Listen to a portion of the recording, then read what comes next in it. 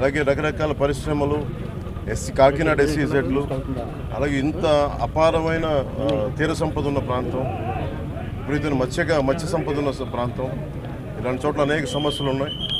ఈ ప్రాంతంలో కాకినాడ పార్లమెంట్ అభ్యర్థిగా శ్రీ తంగెళ్ళ ఉదయ్ శ్రీనివాస్ గారు గెలుపు చాలా చాలా కీలకం. అలాగే కొండబాబు గారి గెలుపు కూడా కాకినాడ అర్బన్కి తెలుగుదేశం పార్టీ మీద చాలా చాలా కీలకం. కాకినాడలో రౌడీజం ఎక్కువైపోయింది, గాంజా క్యాపిటల్ అయిపోయింది.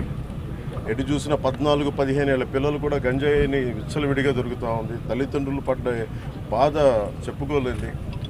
లా అండ్ ఆర్డర్ క్షీణించిపోయింది. మా కూటమి ఇది వైఎస్ జగన్ చెప్పి తను ఒకటిచ్చే హామీ 5 సంవత్సరాలు అద్భుతమైన మ్యాండేట్ ఇచ్చారు ప్రజలు. ఏ ఒక్కటి కూడా నిలబెట్టుకోలేదు. లా అండ్ ఆర్డర్ క్షీణించిపోయింది.